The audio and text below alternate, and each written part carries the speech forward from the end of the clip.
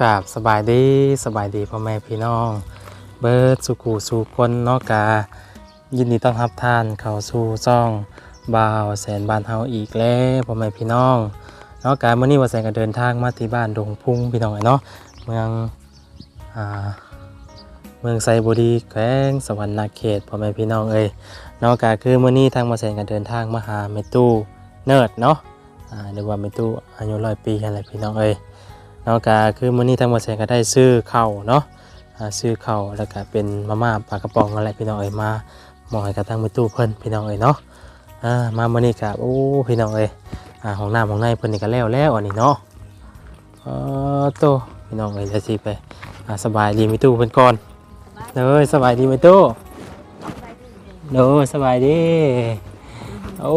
เป็นจังได๋เด้มื้อตู้ฮะยินดีมีแห้งอยู่บ่ไปโตเล่าบ่ได้ยินบ่ได้ยินบ่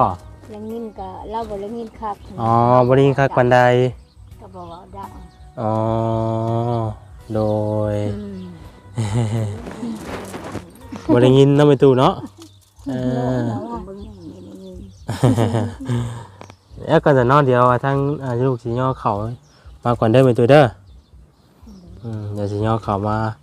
ไว้ก่อนพี่น้องเอ้ยเนาะโอเคเนาะพี่น้องเอ้ยตอนนี้ทางหมอแสงก็ได้ย่อเข่าเนาะมาให้กับประตูเพิ่นแล้วเนาะพี่น้องเอ้ยโตเนาะมาคนเดียวมื้อนี้เนาะ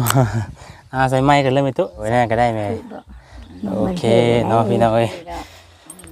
โตเนาะอาจจะให้คนตัวน้อยอยู่พี่น้องเอ้ยอากาศร้อนเนาะมื้อนี้ไปตู้ผู้นั้นบ่ได้มาบ่มื้อนี้ผู้น้อยๆนะบ่ได้มาเนาะแม่บ่ได้ไปทางใดแล้วบ่ได้มาบ่ได้แม่ไปแล้วก็เพิ่นมาเอาเด้อเบิ่งไม้ๆอยู่ก็มันคักแล้วกว่าได้บ่ล่ะได้แปลงไม้ๆพี่น้องเอ้ยเนาะโอ้ไก่ที่ว่าตาซื้อมาให้น่ะบ่นี่โอ้มีลูกแล้วบัดนี้เนาะอุ้ยมีเงี้ยนี่โอ้ยพี่น้องเอ้ยต่อเจ็บได้อันนี้ได้โอ้ยคนลูกบ้าเลยนี่เนาะย่านได้พี่น้องเอ้ยเนาะแม่นั่นแหละโตเจ็บแท้ๆแม่แมงผู้บินมามันมาเจาะไม้นี่บ่จักเนาะอยู่ดอกว่าเจ็บไม่ได้วายง่ายได้มันไม่ทันได้จอดบ่อย่ามันต่อยนะมีตัวเนาะกะมื้อนี้ทางลูกเองก็ได้ซื้อข้าวสารกระสอบหนึ่งได้ไปตัวเด้อข้าวสารแล้วก็มีโจ๊กเนาะนี่โจ๊กมีตู้มากินมันว่าไปตู้โจ๊กเนาะ2 แพ็คพี่น้องเอ้ยนี่โจ๊กแล้วก็มีขนมเนาะขนมแพ็คนึงพี่น้องเอ้ยแล้วก็ปลากระป๋องเนาะปลากระป๋องแล้วก็มาม่านี่พี่น้องเอ้ยเนาะมาให้กับทางในตู้เพิ่นเนาะมื้อนี้โอ้ตู้กินจักมื้อนี่เบิดนี่ไปตู้หลายมื้อเติบอยู่ดอกได้หลายมื้อเติบอยู่ดอกเนาะกล่องนึงนี่กินเบิดบ่บาทนึงบ่ได้เพิ่นกิน2 เทื่อกิน2 เทื่อกินผู้จังเบิด5 เทปกินดุเนาะก็ทั้งหมดทั้งมวลเนี่ยก็เป็นเงินของอันอ้ายมนทีพรหมภักดีเนาะแล้วก็เอ้ยหมู่พรหมภักดีเนาะทางอันอ้ายเพิ่นก็เคยซื้อให้ฝากเงินมาให้ทางบ่แสนซื้อให้อยู่สุดก่อนนั่นก็เนาะเนาะก็จังได๋ก็ให้กับทางเป็นตู้เนาะขอบคุณแล้วก็อุไสพรเพิ่นเด้อเป็นตู้เด้อขอบคุณอุไสพรและเพิ่นสีข้าวสีนมขนมนมเนยมาให้นี่ยกนี่ข้าพเจ้าอวยพรเพิ่นความบ่ขอบใจเด้อเพิ่นเอาเข้าเอาเข้าทางขนมทางจะไปวิหลายอันหลายแนวเพิ่นบ่ดีมีแฮงเด้อเพิ่นสร้างลูกเพิ่นเป็นเจ้าเป็นนายคอยเจ้าให้จำไอ้เป็นผู้ใหญ่ไม่สูงเป็นเจ้าเขาได้เจ้าให้นายก็เขาได้นายก็เขาไล่ให้ลง ก็ช่วยเหลือช่วยแห้งไม่แห้งช้างลูกโป๊กขึ้นช้างเพลงตื่นเธอหึ่งเพลงโหปล่อยเจ้าปล่อยเจยได้ก็ว่าธนาคนน้อยพระเจ้าอวยพรเธอพ้นแล้วเขาทางเขาทางหลายอันหลายอย่างเราพ้นความทางลูกโป๊กหุ่นหาเงินเขาเลยเต็มกำหาคำมาเลยเต็มกอบสร้างลูกโป๊กหุ่นเขาเป็นเขาลำเขาโรยบ่ให้ตกให้เตยเธอมันเธอชอบมาหาใดนอนรับได้เงินพันนอนพันได้เงินหมื่นนอนดื่นได้เงินแสนแบกมือมาได้แก้มันในโคตรโทษให้มาผ่านบ้านให้มาเดินแกลูกแกร้านต้องนำให้ไหลเจ้าไผ่บ่ให้ไหมทุกครูหนูหุ่นบ่เจ้าไผ่ต่ำเขาพุ่นเขาพูไหลช้ำ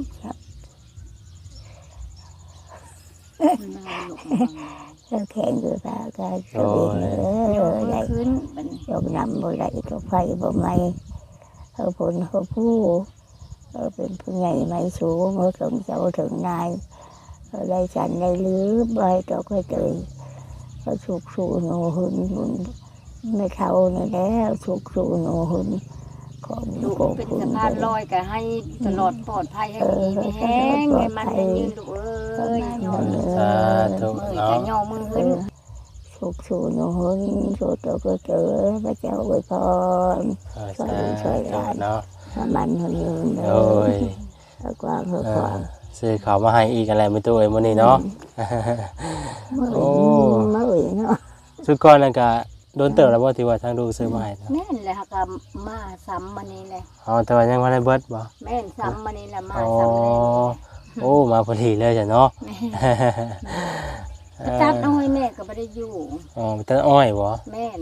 พัก2-3 มื้อแล้วมาครบแล้วก็พักมาครบแม่นมาบ่ครบมาบ่อยู่ไสอ่ะในบ้านนี่แหละโอ้ไปว่าสิประจานอ้อยแล้วก็ไปซื้อปิ้งไก่มาเพิ่นกลับขึ้นมาอันนั้นก็บ่ฮู้ว่ามันเป็นบ่นะมาน้อยก็บ่ได้น้อยมื้อกำลังมันสิเป็ดนั่นนะกำลังมันโป่งนะมันแล่นตัดทางมาแม่ว่าขออนุญาตแม่พนุ่งสิ้น2พื้นอันกำหน้าเนี่ยมันกับแล่นมาคาบรถมันคาสิ้นมันเข้าน้อยนึงเข้าแค่เดียวนึงมันครบนะเขาก็ค่าได้มาอันนั้นมันสิเป็นบ่นะขั้นหมาไม่เป็นพระเจ้ามันไม่เป็นเด้อ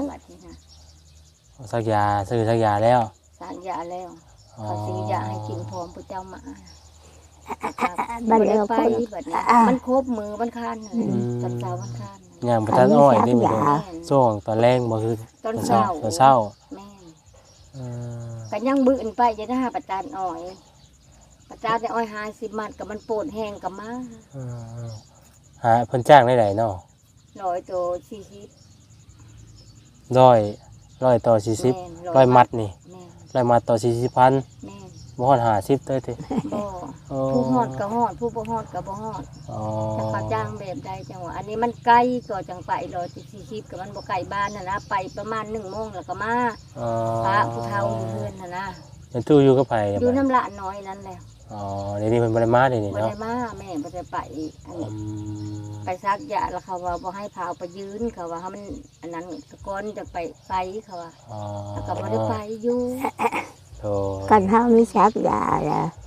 กันเฮาแก่โตผู้เฒ่าเติบผู้มันจะเป็นบ่น้าบ่าวแน่ในนั้นก็คือข้านได้น้ำกลางเฮินบ้าคือกันก็มาบ่เป็นลักษณะคือมาบ่ได้เนาะอ่อนล้นเด้เป็นญาติได้เนาะใครแต่ได้ซักยาแม่นะแต่ก่อนบ่มีบ่ผู้ไหวปานนี้แต่ก่อนบ่มียาซักมันบ่เจ้าข้านได้น้ำกลางเฮินไม่ได้นอนไม่ได้ไปเลยเขาลงไปซื้ออยู่สวรรค์พระเจ้าเป็นญาติได้เนาะได้นะโดยเศร้าอยู่โว้หัวใจเราคือหมาเนี่ยเถิบเดิบจังกายธรรมดาโคกไข่ยืนมา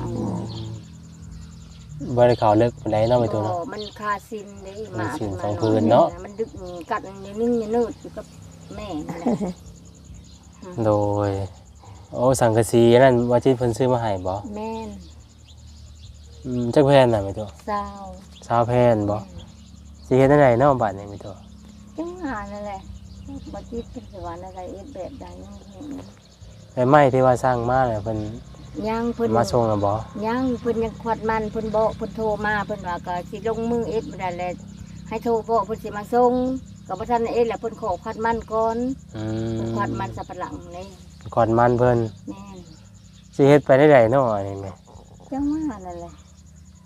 เบิ่งทรงบ่แต่ว่าได้มุงสังกะสงกะสีเนี่ยเฮาสิไปมุงไปแบบนี้บ่ได้เนาะ แม่น มันบ่คือหญ้าเนาะไปตัว อัน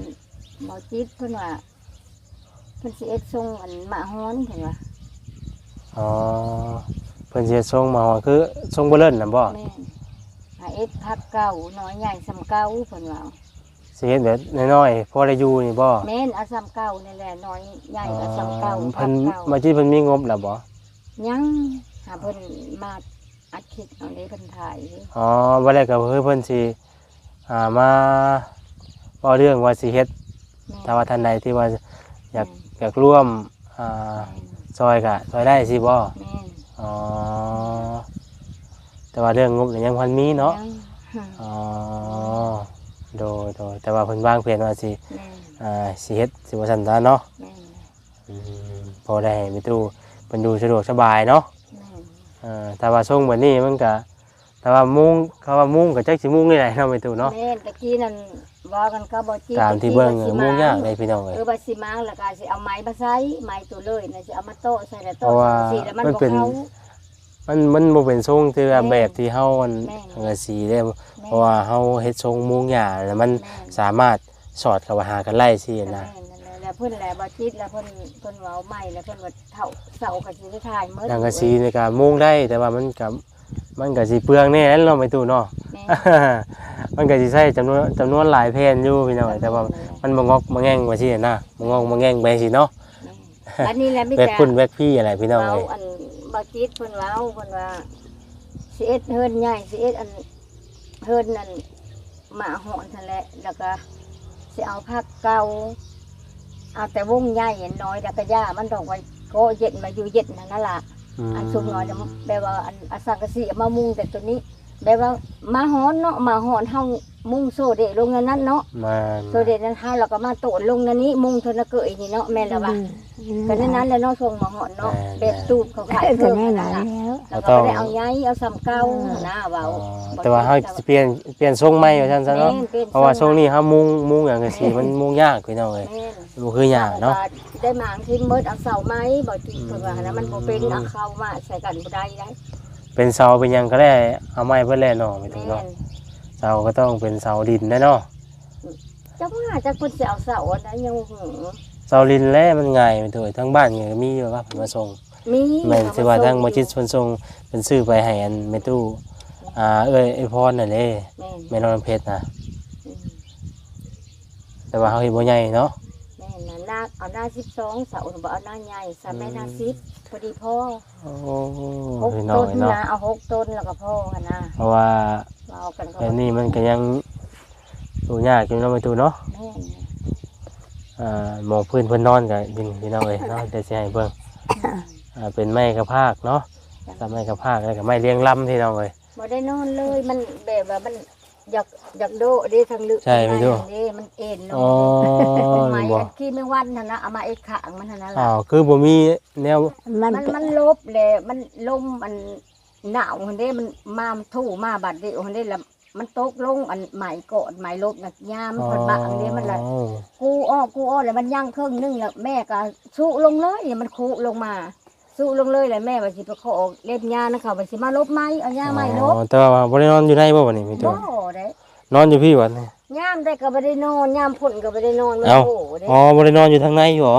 นอนอยู่นอกพี่ แม่มันโหได้ นอนอยู่หม่องนี่ว่าเฮานั่งนี่บ่ แม่น โอ้ พ่นโหเด้อันนี้ก็โหคือกันน่ะจะว่าแม่นิบเอานี่ จนนั้นเราโหกันเน็บบ่ถึงนี่มัน ยามกลางคืนสิบ่เย็นจะจ้อยบ่มีตัว เย็นเย็น เห็นบ่ได้นอนแล้วมื้อนี้เนาะ แม่น เย็นนั่นแหละ สว่างสว่าง เวลาสว่างเราอ่ะก็เว้นสว่างแล้วถึงเย็นคือลำหนาวเดิกมาหนาว ไม่หนาว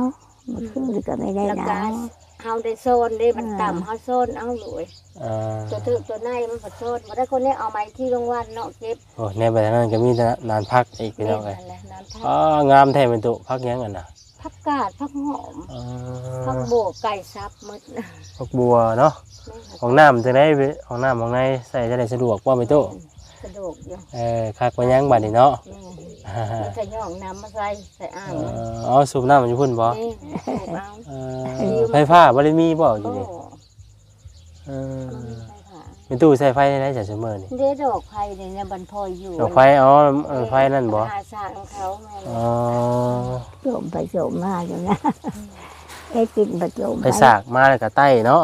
ใจกับใจบางยาและใจอันก่อนสิเข้าบนนอน อืม เข้าบนนอนแล้วก็ปิดไว้ มันจังกุมโดดเลยเด็ดกระเด็ดสงัดเนาะ เนี่ยสงัดพี่น้องเอ้ยข้าวน้ำแต่นี่มันก็เกลียแล้วได้เนาะ แม่นเลย พี่น้องเอ้ยน้ำจำปาเนาะ เอาล่ะเนาะกาทีเท่านั้นน่ะเนาะเป็นตัวเนาะแบบนี้เนาะ ดู ทางลูกเองก็สิได้ขอโตวไปเปียกต่อแหละเนาะยังบ่ทันได้กลับดอกพี่น้องเอ้ยเพราะว่ายังเวียนอยู่เนาะก็สิไปหาน้องสายใหม่เพิ่นก่อนนะเห็นว่าเพิ่นย่อเสาเพิ่นบ่เมื่อเสานี่ ตั้ง พี่น้อง เสาเลยเนาะ แม่นตั้งเสาเดี๋ยวสิไปหาน้องเพิ่นก่อนเนาะ ได้มาแล้วก็สิเมื่อเช้านี้ก็บ่ได้มาพี่น้องเอ้ยเพราะว่าก็เห็นมีแต่ทางทีมงานนั่นแหละเพิ่นเข้ามานะเดี๋ยวอาจารย์สิแวะไปถามไทยเพิ่นก่อนเนาะคือว่าได้ยินว่าตั้งเสาว่าโอ้ไปฮอดใส่ได้ว่าเนาะ จังไดก็จะสู้แล้วไปตู้เนาะเขาน่าจะปลากันนี่ก็คือสิกินได้ล้นเติบอยู่ดอกพุ่นนี่เนาะไปตู้ แต่นักกันยังหากระมืดนี้ แม่เดี๋ยวสิพาพี่พี่น้องไปเลาะเบิ่งพุ่นแลเนาะร้านพักร้านหยังพุ่นพุ่นแลห้องน้ำห้องในพุ่นแหละพี่น้องเอ้ยเนาะเอาล่ะเนาะจังไดก็สบายดีเด้อไปตู้เด้อเนาะสบายดี ไปดี โอเคพี่น้องเอ้ยเนาะเดี๋ยวว่าแสนสิพาพี่พี่น้องเลาะเบิ่งเนาะเราเบิ่งร้านพักไปตู้เบิ่งก่อนแนมไปเห็นคือโอ้คืองามแท้เนาะไก่ซับบ่โอ้พี่น้องเอ้ยมองอยู่มองเศร้าของไปตู้เพิ่นกับมุงหญ้าเอาพี่น้องเอ้ยเนาะได้ยินทางเงินแม่เพิ่นเนาะว่าทางพ่อจิตสิสมทบบอกพี่น้องเอ้ยสมทบเฮ็ดเฮือนให้กับทางไปตู้เพิ่นว่าซั่นเนาะทรงกระเทิบหนาเงียนพี่น้องเรียกว่าทรงบ่เลิศนั่นแหละเนาะ นี่ห้องน้ำห้องในเพิ่นกับพี่น้องเอ้ยโอ้คักแล้วบัดนี้เนาะไขเบิ่งกันนะพี่น้องเอ้ยโอ้คักแล้วพี่น้องเอ้ย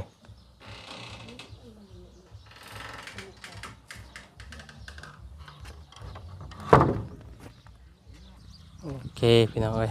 ก็ถือว่าสะดวกสบายแล้วบัดนี้เนาะห้องน้ำห้องในก็มีพี่น้องเอ้ยบัดนี้เนาะยังแต่มองดูมองเศร้าไม่ตู้เพิ่นนั่นแหละพี่น้องเอ้ย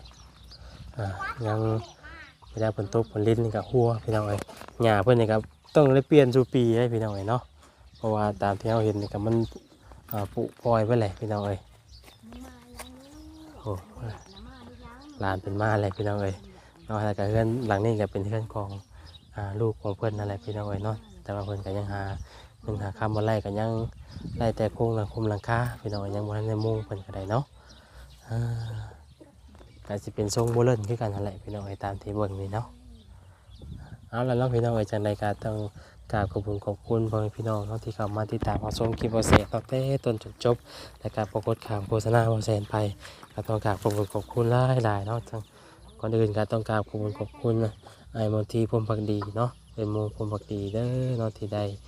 ฝากเงินมาให้ทางบ่แสนเป็นสะพานบุญให้เนาะขอให้อ้ายเอ้ยเนาะมีแต่สุขภาพร่างกายแข็งแรงปรารถนาสิ่งใดก็ขอให้ได้สมหวังดังใจปรารถนาเนาะขอให้อายุมั